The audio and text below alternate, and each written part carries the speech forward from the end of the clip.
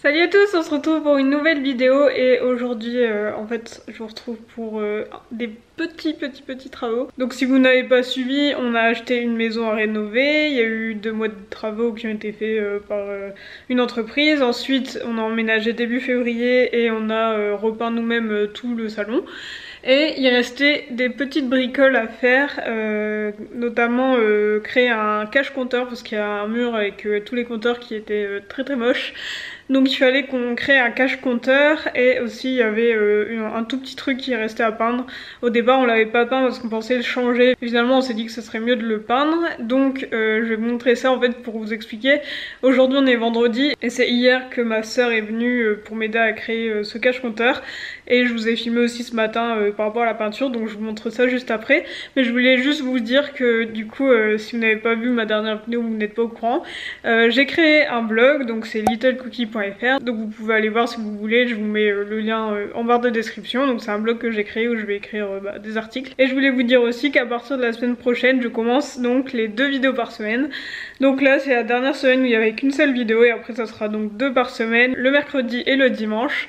Donc là j'ai déjà tout prévu ce qui allait sortir, donc j'ai tout planifié. Et j'ai aussi prévu de poster plus régulièrement sur Instagram, donc je vous mets mon Instagram juste là, vous pouvez vous abonner si vous voulez. Et aussi j'ai créé un Pinterest parce que je me disais que ça serait plus sympa pour vous, pour retrouver mes recettes, de juste aller sur mon Pinterest pour les retrouver plutôt que de devoir retrouver à chaque fois la vidéo où vous avez vu la recette. Et en plus c'est souvent un peu galère de suivre la recette en vidéo pour savoir les étapes, les ingrédients, etc. Donc je me suis dit que j'allais tout vous mettre sur Pinterest. Donc je l'ai créé aussi, donc c'est Little Cookie comme mon Instagram, comme ma chaîne YouTube et comme mon blog. Et j'ai aussi mis des épingles que j'ai trouvées à droite à gauche sur des thèmes que j'aime bien, comme par exemple des inspirations de recettes, mais aussi tout ce qui est déco. Il y a toutes les épingles que j'avais enregistrées quand on a rénové la maison pour avoir de l'inspiration. Je vous ai tout mis aussi par pièce. J'ai créé aussi un tableau avec des astuces zéro déchet. Et voilà, donc un peu d'inspiration de tout ce qui correspond à mon univers, on va dire. Donc je vous laisse tous les liens en barre d'infos de mon blog, mon Instagram, mon Pinterest si ça vous intéresse. Et je vous mets tout de suite ce que j'ai filmé hier pour tout vous expliquer pour le cache-compteur. Donc voilà les fameux compteurs qui sont à cacher, comme vous voyez c'est très moche et c'est quand même assez grand. Donc j'ai pris les mesures et je vous ai fait un petit dessin pour que vous compreniez un peu à quoi ça va ressembler. Donc en fait j'ai mesuré pour cacher tous les compteurs que je viens de vous montrer. Et j'avais mesuré qu'en largeur il fallait que ça fasse 35 cm, en hauteur 1,05 m et en profondeur 12 cm. Parce que quand on regarde les compteurs de côté, on voit qu'il y a ça qui est quand même assez gros, donc il fallait au moins 12 cm pour que ça passe. Et donc à partir de ces mesures, on a été à Leroy Merlin pour avoir des planches aux bonnes mesures. Voilà les planches, donc en fait ce qu'on a fait c'est qu'on a pris une grande planche et je vous ai gardé le ticket pour vous montrer ce qu'on a pris. Donc là en fait on a pris une planche MDM qui faisait donc 160 cm sur 80 et qui faisait 10 mm d'épaisseur parce qu'on voulait pas que ce soit trop gros. Donc pour info ça nous a coûté 13 €. Et ensuite on l'a fait découper aux mesures qu'on voulait et donc la découpe a coûté 5 €. Donc en tout pour les planches on a payé donc 18 €. Et donc là ces deux bandes là c'est donc les côtés qui font donc 1,5 m sur 12 cm. La grande planche ici au fond c'est donc 1,5 m sur 35 cm, c'est en fait la porte. Et ici les deux petits bouts c'est donc 35 cm sur 12, ça sera les deux planches du haut. Et donc après au niveau de toutes les petites choses qu'il fallait avec, donc ce qu'on a pris pour pouvoir faire tenir les planches ensemble c'est des équerres. Donc on en a pris 8, je vous mets là à l'écran la référence si ça vous intéresse. Et donc ces équerres ça sera pour mettre dans chaque coin pour faire tenir les planches entre elles, vous voyez, donc 4 équerres. Et j'en ai pris 4 en plus pour mettre entre ce qu'on aura construit, l'encadrement, et le mur en fait. On va mettre des équerres en haut et en bas qui seront entre la planche du haut et le mur, la planche du bas et le mur. Donc en tout ça fait 8 équerres. Ensuite pour la porte on a pris 2 charnières, donc je vous mets la référence aussi à l'écran. On s'est dit que 2 charnières ça serait bien pour la porte pour être sûr que ce soit bien droit et que ça bouge pas. Ensuite pour fixer ces équerres et ces charnières il nous fallait des vis. Et au départ on avait pris les vis mais en fait après quand on a pris les planches ça allait pas parce qu'elles étaient trop grandes. Donc là on a pris des vis qui sont pile la longueur de nos planches parce que donc les planches, vous voyez, elles font 1 cm d'épaisseur et donc là ce sont des vis qui font 1,2 cm, en fait elles font 12 mm d'épaisseur, donc il y a un tout petit peu plus, mais comme il y aura l'équerre ou la charnière en plus, donc ça rajoutera un petit peu d'épaisseur, donc ça sera bon. Et du coup en diamètre il n'y avait pas trop de choix, donc c'est diamètre 3, mais l'important c'est que la tête de la vis passe pas à travers le trou, donc là c'est bon. Et donc ça j'ai pris en vrac à Leroy Merlin, vous voyez ça m'a coûté 36 centimes pour toutes ces petites vis. Ensuite pour pouvoir fermer la porte il nous fallait un aimant, donc en fait on a pris ça. Donc vous voyez en fait ça s'appelle un locto magnétique, on a pris en noir. Et comme vous voyez ça permet de le visser sur le bas du coffrage et de mettre l'aimant sur la porte et comme ça restera bien fermé. Et ensuite ce qu'il fallait et qu'on avait oublié à la base mais ça va on en avait déjà, c'est des chevilles pour pouvoir fixer au mur. Parce qu'une fois qu'on aura fait l'encadrement avec la porte et tout, il faudra forcément le fixer au mur, donc il faut des chevilles. Donc vous voyez là c'est un ensemble avec la cheville et la vis qui va avec. Donc ça je sais plus d'où ça vient mais vous pouvez facilement en trouver. Et enfin quand on aura tout fini on le peindra en blanc. Comme le mur est blanc on le peindra en blanc pour que ça se voit le moins possible. Et donc ce qu'on a fait c'est que au lieu d'acheter un pot qui allait à peine servir et qu'on allait pas savoir quoi en faire ensuite, on a pris juste des testeurs en fait. Du coup on a pris Ripolin. Et voilà la référence, donc on a pris blanc mat, parce que nos murs on les a pas en blanc mat, donc voilà on a repris blanc mat. Donc voilà là vous avez les prix et les références de tout ce qu'on a acheté pour pouvoir le faire. Il y a juste ces deux lignes là, le pinceau et le vernis, ça c'est pour mon bureau donc ça n'a rien à voir. Donc si on enlève le prix des deux choses qui n'ont rien à voir, on arrive à 36 €. Donc voilà, pour un truc vraiment sur mesure, donc c'est pas mal. Donc ma soeur est arrivée et donc première étape ça va être de mettre les équerres qu'on va placer aux bons endroits. Donc là on a fait des petits trous à l'endroit où il allait falloir placer les vis. Comme ça après quand on visse, la vis on est sûr qu'elle parte bien droit.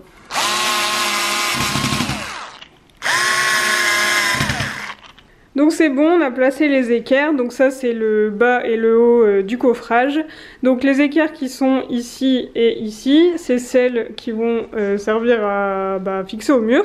Et celles qui sont sur les côtés, c'est pour finir l'encadrement. Et donc pour les équerres sur les côtés, ce qu'on a fait, c'est qu'on a mis à 1 cm du bord, puisque mes planches font 1 cm d'épaisseur. Donc pour que ce soit bien comme ça.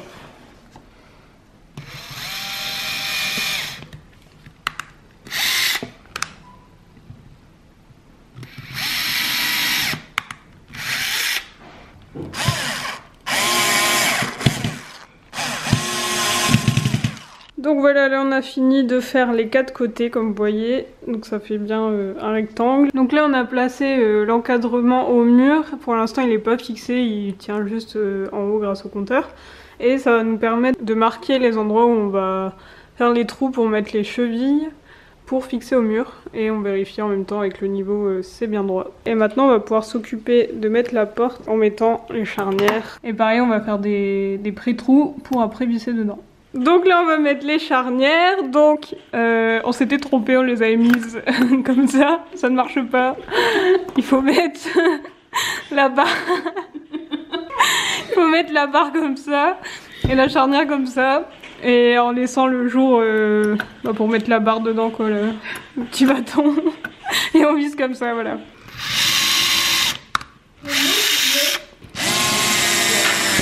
Voilà, on a réussi après moult essais, ça ferme enfin. Donc là, elle a mis l'aimant, donc vous voyez, on a mis la partie noire et la partie aimantée, comme ça, hop, ça se ferme. On a terminé, donc ça y est, on l'a fixé au mur, donc finalement, maintenant que c'est fixé, je le peindrai directement sur le mur. Du coup, ça s'ouvre très bien, on n'a pas réussi à bien mettre les charnières. On a mis pas mal de temps à comprendre comment mettre les charnières, on s'est trompé plein de fois, mais voilà, au moins on a réussi. Et j'ai juste rajouté ici une planche, elle est pas du tout fixée, c'est juste pour parce que les bords avaient tendance à se courber un peu, donc j'ai mis une planche comme ça pour que ce soit bien parallèle partout. Vous remarquez que c'est pas centré par rapport au compteur, c'est juste parce que là il y a une bande ici, c'est une saignée qu'ils avaient dû faire pendant les travaux et du coup je voulais la cacher parce qu'elle continue là. Du coup on se retrouve demain pour la partie peinture. Donc je vais peindre le cache compteur et je vais en profiter pour peindre ça parce qu'à la base on l'a pas peint parce qu'on pensait le changer. Et donc pour ça j'ai acheté de la peinture. Je vais d'abord mettre une sous-couche, donc c'est celle-ci, c'est celle qu'on avait achetée pour les murs. sous-couche universelle blanc mat. Et pour les peintures, du coup, on a des testeurs Ripolin. Au final, on les a achetés séparément, mais c'est vrai que comme on en a 4, on aurait peut-être pu acheter un petit pot de peinture plus tôt. Mais bon, c'est pas grave, donc c'est à la fois pour le cache-compteur et la partie en métal. Et j'ai du scotch pour mettre sur les bords, pour éviter de mettre de la peinture sur le mur. Et aussi au niveau de mon bureau dont je vous parlais dans ma précédente vidéo, je vous avais dit qu'il fallait que je fixe la partie en métal à la planche, donc c'est ce qu'on a fait hier. Parce qu'on a profité que ma soeur ramenait une perceuse pour le faire. Donc en fait vous voyez il y a des petits embouts comme ça.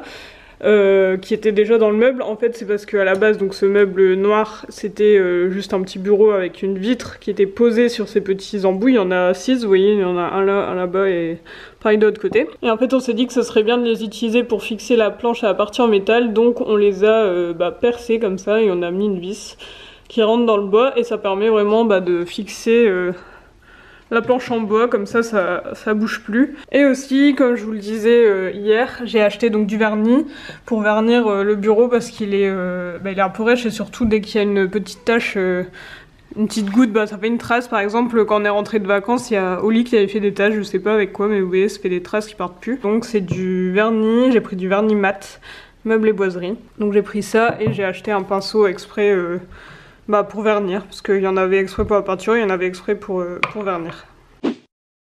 Voilà, donc là j'ai fini de mettre la sous-couche, donc il faut attendre 6 heures avant de pouvoir mettre la peinture blanche par-dessus. Et j'ai aussi fini de mettre la sous-couche sur le cache-compteur, donc on se retrouve dans 6 heures pour la première couche de peinture. En attendant que ça sèche, je vais m'occuper de mon bureau, donc je vais le poncer avec du papier pour poncer avec un grain assez fin. Ensuite je vais appliquer une première couche de vernis. Donc il y a écrit qu'il faut appliquer d'abord une première couche, ensuite on attend 2 heures, on reponce un peu et ensuite on met la deuxième couche et on attend 24 heures. On a pris du vernis incolore pour pas que ça change la couleur de la planche.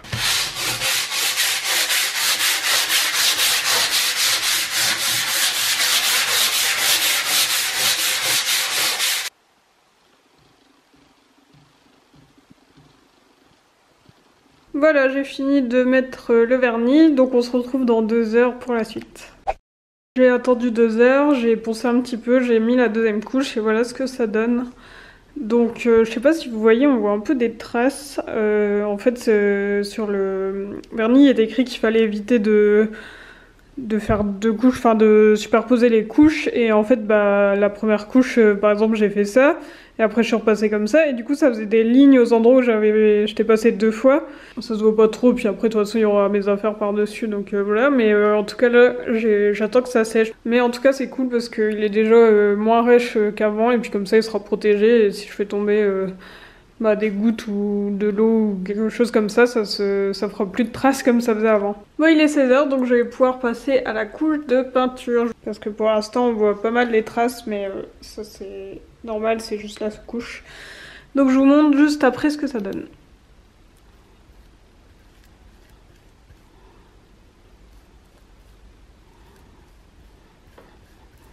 Et voilà le résultat. Donc après une sous-couche et 2 couches de peinture, c'est vraiment nickel.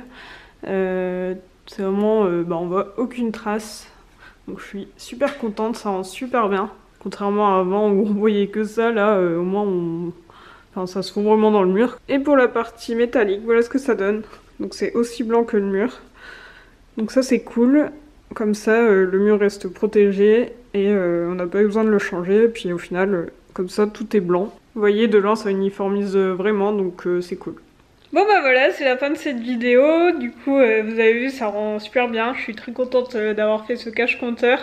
Même s'il est pas parfait, c'est quand même cool de l'avoir fait soi-même avec ma soeur qui m'a bien aidée. Et je suis contente aussi d'avoir enfin peint ce truc en métal qui était très moche. Et du coup, mon bureau comme ça, il est tout bien. Donc ça, c'est cool, ça c'est fait. Et du coup, j'espère que cette vidéo vous a plu. N'hésitez pas à me dire ce que vous en avez pensé dans les commentaires. N'hésitez pas à aller voir donc mon Instagram, mon Pinterest et mon blog si ça vous dit. Tout est dans barre d'infos. Et du coup, je vous retrouve mercredi pour une nouvelle vidéo. Salut!